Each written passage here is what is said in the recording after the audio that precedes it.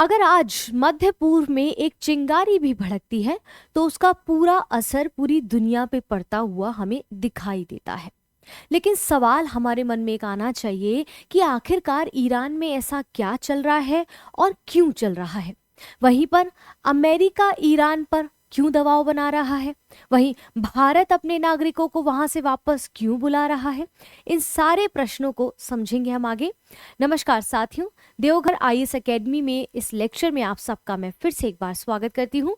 Iran संकट हो या अमेरिका ईरान तनाव हो, भारत की रणनीति को जीएस पेपर 2 यानी कि इंटरनेशनल रिलेशन और करंट अफेयर्स के एग्जाम ओरिएंटेड दृष्टिकोण से हम समझेंगे। इस लेक्चर में सिर्फ हम खबर नहीं पढ़ेंगे बल्कि एनालाइज करेंगे, प्लस आंसर राइटिंग पर्सपेक्टिव के भी टॉपिक को के थ्रू हम इसको समझने का प्रयास करेंगे। और यहीं पर हम समझेंगे कि ये सारा मुद्दा क्या है, कि यूएसए विल अटैक सून, कहाँ ईरान में India ask all Indians to leave Iran, तो ऐसी क्या इमरजेंसी आ गई है।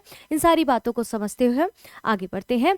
फिलहाल इससे पहले हम लेक्चर में जाएं, आप सभी के लिए ज़रूरी सूचना, इसका एक वीडियो भी हमने डाला हुआ है, शॉर्ट्स में भी, लॉन्ग में भी, वहाँ डिटेल में भी समझाया है कि मकर संक्रांति के उपलक्ष्य में इस हफ्ते आपके लिए एक ऑफर लाया गया है। जैसे ऑनलाइन कोर्सेज फी जो है फाउंडेशन कोर्स की वो आपकी 40,000 रुपये रहेगी। वहीं पर इकोनॉमिक मॉड्यूल और जो सी सेट का कॉम्बो एक आपके लिए प्राइस था वो पहले 3,000 रुपये था, इसको अभी ऑफर में 2,000 रुपये में दिया जा रहा है। इससे संबंधित कोई भी इंफॉर्मेशन चाहिए तो कॉल डिटेल्स आपकी स्क्रॉल हो रही है स्क्रीन पर। कॉल डिटेल्स है 9162500508। वहीं पर आपको एक चीज़ और बता दूं, जो झारखंड स्टेट स्पेसिफिक पेपर 2 जो है, याद रखिएगा, झारखंड स्टेट स्पेसिफिक पेपर 2 वो भी आपका ऑफर जो पहले था 999, वो अब ऑफर में आपको 799 रुपये में मात्र मिलेगा। इससे पहले देर हो जाए, ये ऑफर समाप्त हो जाए, जल्द से जल्द इसमें इनरोल करा लीजिए। नंबर है 9162500508। कॉल डिटेल्स आपकी स्क्रीन पर आ रही होंगी। निरंतर हमें कॉन्टैक्ट करें किसी भी विषय से संबंधित, जो भी हमारे मॉड्यूल्स चल रहे हैं उनसे संबंधित हम सारी इन्फॉर्मेशन आपको सही समय पर उपलब्ध करा देंगे। देखिए, ईरान में क्या चल रहा है, आपने कई सारे न्यूज़पेपर, न्यूज़ चैनल्स इत्यादि जगह पर देखा होगा कि ईरान में आखिरकार चल क्या रहा है। ठीक है, अब यहाँ पर क्या है कि ईरान में जो है काफ़ी गंभीर आर्थिक संकट बना हुआ है। बेसिकली क्या चल रहा है इसको ऐसे समझते हैं, यहाँ पर जो लिखा वो तो समझेंगे। तो what is happening actually in Iran, तो ईरान इस समय गहरे आर्थिक कह लो या फिर सामाजिक संकट से गुजर रहा है एक लंबे समय से, जिसने पूरे देश को अस्थिर कर दिया है। लगातार बढ़ती महंगाई हो, उसके कारण आम जनता में रोष उत्पन्न हो रहा है। रोजमर्रे की जो ज़रूरतें हैं उनको पूरा करना भी वहाँ के जनता के लिए मुश्किल हो गया है। जबकि ईरानी मुद्रा, अगर आपको याद होगा, जिसको हम रियाल कहते हैं, वो भी तेजी से गिरावट आ रही है। तो लोगों की जो क्रय शक्ति है, खरीदने की जो परचेजिंग पावर है, वो भी बुरी तरह से प्रभावित हो रही है। तो इसके साथ साथ क्या हो रहा है, जब ऐसी सर्कमस्टांसेस बनते हैं तो बेरोजगारी भी जो है व्यापक स्तर पर युवाओं के लिए बहुत दुखद रूप में, सपने के रूप में, दुखद सपने के रूप में निकल कर आती है। जिससे क्या होता है, भविष्य को लेकर उनमें निराशा पैदा होती है, असंतोष गहराता जाता है। और इसी आर्थिक दबाव के कारण चलते हुए जो विरोध प्रदर्शन है, पहले महंगाई, रोजगार की मांग तक सीमित था, लेकिन अब समय के साथ साथ ये आंदोलन सरकार और पूरी शासन व्यवस्था के खिलाफ एक व्यापक असंतोष, उनके बीच में एक रोष पैदा कर रहा है। यानी कि स्थिति को नियंत्रित करने के लिए सरकार ने क्या किया, एक नया हथकंडा अपनाया कि उन्होंने इंटरनेट सेवाएं बंद कर दी, बड़े पैमाने पर गिरफ्तारियां शुरू कर दी, बल का प्रयोग किया, जिसके परिणाम स्वरूप बहुत सारी मौतों की खबरें आ रही हैं। और कहा जा रहा है लगभग, ऐसा अज्यूम किया जा रहा है, लगभग 2200 समथिंग या फिर 2000 जो है मृत्यु वहां पर हो चुकी इस हिंसा के कारण। और जो है इन कठोर कदमों ने क्या किया है कि हालात को शांत करने के बजाय और अधिक भड़का दिया है, जिससे न केवल देश के अंदर तनाव बढ़ा है बल्कि अंतर्राष्ट्रीय स्तर पर भी ये तनाव हमें दिखाई देता है। डोनाल्ड ट्रंप के द्वारा कह रहे हैं कि वो बहुत जल्द से जल्द, अगर इस पर कोई काम नहीं किया ईरान ने, तो हम जो है उनके ऊपर सैनिक जो है कार्रवाई कर सकते हैं, ऐसा अमेरिका ने कहा है। यही चीज़ है यहाँ पर समझ रहे हैं। तो what is happening in Iran की बात करें तो ईरान जो मुद्रा, जो रियाल है, वो महंगी हो गई है और ये सारी चीज़ें हमें यहाँ पर निकल कर आ रही हैं। ठीक है, इसके बाद बहुत महंगाई बढ़ चुकी है, रियाल की कीमत तेजी से गिरी है, खासकर युवा बेरोजगार जो हो रहे हैं, इन सारी चीज़ों को यहाँ पर बताने का प्रयास किया जा रहा है। ठीक है, अब हम आगे बढ़ते हैं, इसमें और चीज़ों को समझते हैं। देखिए बीच बीच में ना ये मैं जो डिस्ट्रैक्ट हो रही थी, ये सोशल मीडिया कह लो या फिर ये जो गैजेट्स होते हैं ना, बहुत डिस्ट्रैक्शन का कारण होते हैं। मतलब मेरा फोकस, और अभी फ़ोन बज रहा है और मेरा दिमाग उधर चला गया, तो ये भी आप मुझसे सीख लीजिए कि भाई डिस्ट्रैक्ट नहीं होना है पढ़ते वक्त। तो हो जाता है कभी कभी ऐसा। फिलहाल यहाँ पर विरोध प्रदर्शन और अशांति की जो बात चल रही है, शुरुआत में मैंने बताया विरोध प्रदर्शन महंगाई और इन सब चीज़ों, बेरोजगारी को लेकर था, लेकिन धीरे धीरे सरकार और प्रशासन की व्यवस्था के खिलाफ आने लगा। तो हार्श गवर्नमेंट रिस्पॉन्स क्या है यहाँ पर? भाई उन्होंने इंटरनेट शट डाउन कर दिया, लार्ज स्केल अरेस्ट करना शुरू कर दिया, use of force leading to that this further worsening the situation and attract international attention. तो ऐसी चीज़ों ने क्या क्या है, इंटरनेशनल लेवल पर भी और देशों को उनकी ओर ध्यान खींच लिया है। ठीक है, ये यहाँ पर है।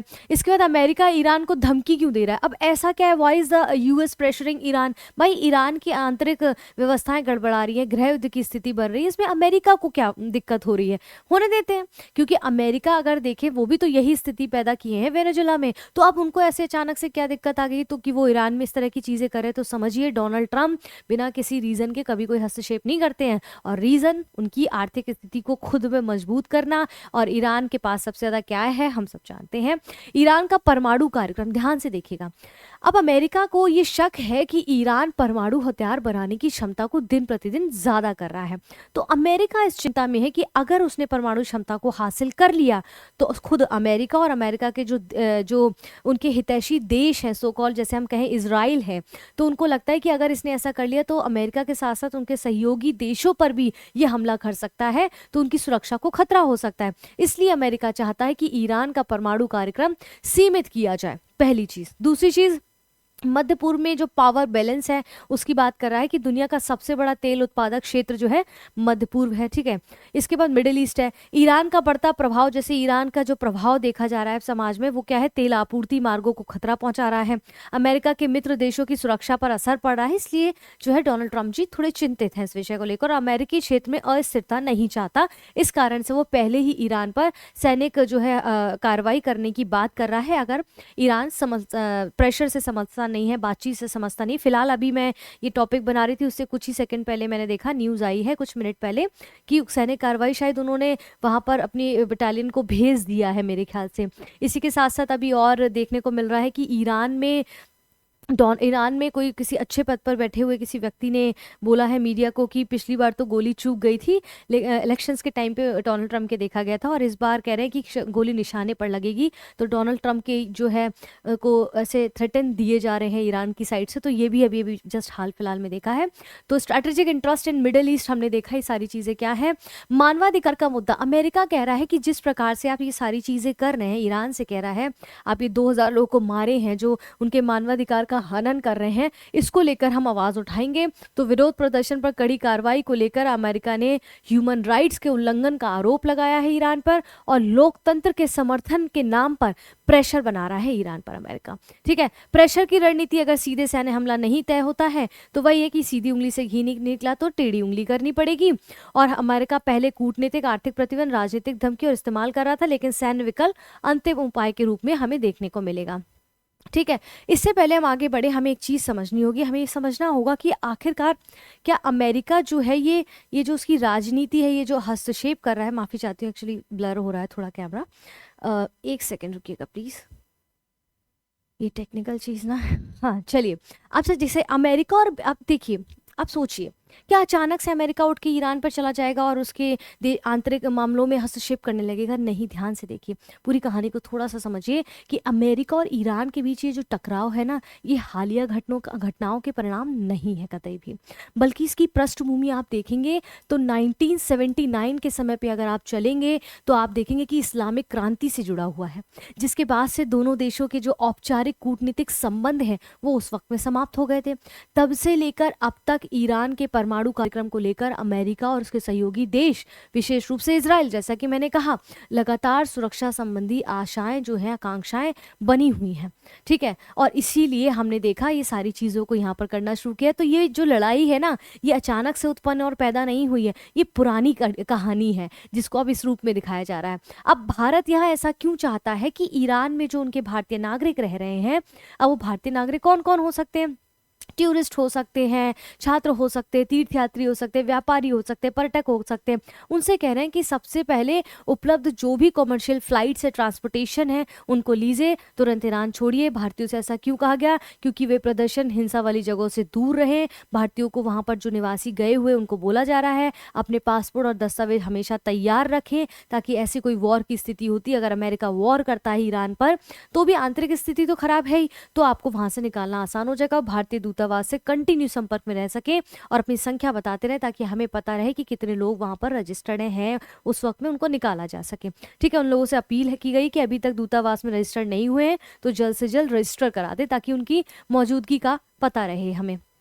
ठीक है, तो भारतीय नागरिकों की सुरक्षा, ईरान में जो अशांति बनी हुई है उनसे सुरक्षित रखना, संभावित युद्ध की स्थिति से उनको सुरक्षित रखना। ऐसे माहौल में विदेशी नागरिकों को सुरक्षा का सबसे बड़ा खतरा हो जाता है, हम सबको पता है, ऐसे कई बार ऐसे युद्ध देखे गए हैं। तो भारत की प्राथमिकता है कि अपने नागरिकों को जान माल की सुरक्षा के साथ उनको बाहर निकाल दिया जाए ईरान से।